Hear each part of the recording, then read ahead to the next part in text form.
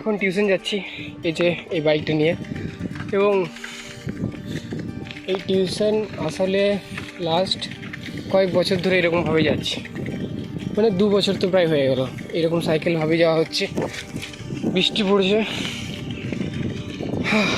এখনও পর্যন্ত বাইকটা নিতে পারিনি, ভাবছি যে বাইকটা নিতে হবে। কারণ এখন প্রচুর টিউশন হয়েছে, আগে কম করতাম, কিন্তু এখন অনেকগুলো টিউশন হয়ে গেছে, তাহলে আর টাইম মেনটেন করা বা এনার্জি পাওয়া যাচ্ছে না যখন এতটা পরিমাণে প্যাডেলিং করছি বা সাইকেলিং করছি।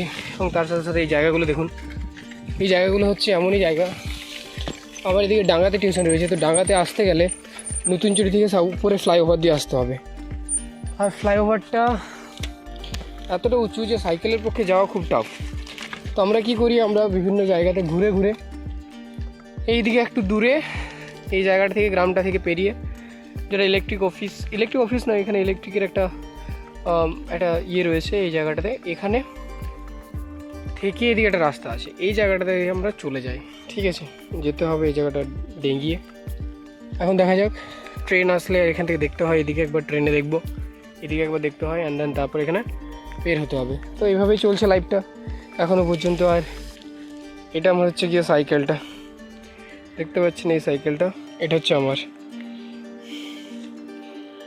ট্রেনের শব্দ পাচ্ছি, জানি না হয়তো আসবে বলে, দেখা যাক।